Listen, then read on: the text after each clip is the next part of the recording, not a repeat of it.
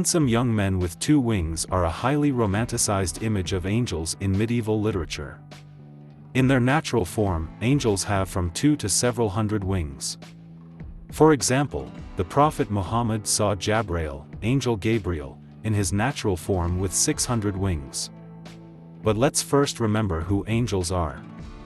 Angels are creatures created by God. They consist of divine light and are essentially programs responsible for one or another part of the world order. Most angels do not have their own will and carry out the will of God. With the exception of that third of angels who were cast into the abyss led by Sataniel, they were reborn as demons. There are 9 ranks of angels, consisting of 3 triads, starting from the lowest levels: angels, archangels, principalities, then powers, forces, dominions, and finally the closest to God are the thrones, cherubim and seraphim. As we see, angels appearing to people usually belong to the lower triad, but the prophet Ezekiel managed to see angels close to God. Before Ezekiel the heavens opened up and 4 gods appeared. Each of them had 4 faces: the face of a man, the face of a lion, the face of a bull and the face of an eagle, 4 arms and 4 wings. Between the animals there was a blazing fire, they were shining, and it seemed as if they were moving quickly, each in its own direction. Below, under each animal, there was a wheel. And it seemed as if each wheel was a wheel within a wheel. The rims of the wheels were full of eyes. Above the heads of the animals there was a kind of throne, resembling a crystal. And on this throne sat a man, from whom a radiance spread. Ezekiel describes a 4-winged, 4-faced cherubim, under which is a wheel within a wheel with a rim of 1,000 eyes, and above which is the throne of God. What is interesting is that the cherubim moved in 4 directions at once.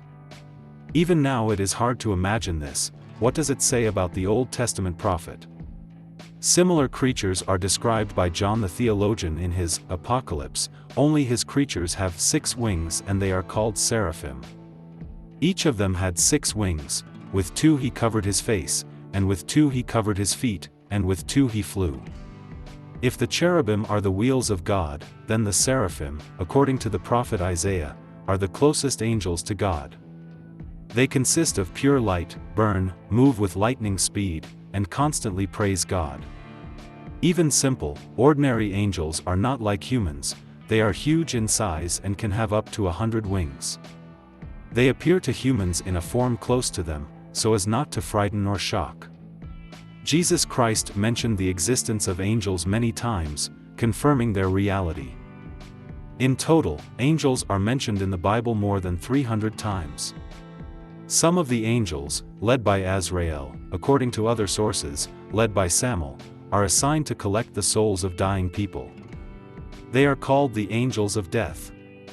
Let's sum it up: angels are multi-winged, most often 4-faced or wheel-shaped creatures with many eyes. They surpass people in strength and stand on the step between God and man. The prophet John, for example, revered these creatures so much that he began to worship them as gods.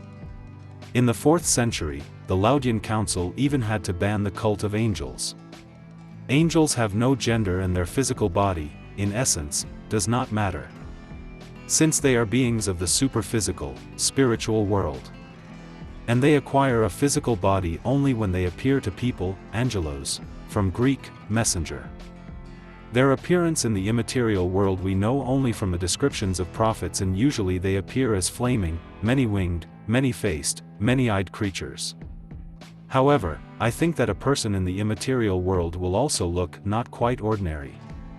But no one living on earth can even imagine what this immaterial world is. Unfortunately, we are not yet given the ability to understand its nature. And if you read the book of the prophet Ezekiel very carefully, you can very clearly see a description of the technical characteristics of some aircraft or, say, a version of our Mars rover Curiosity.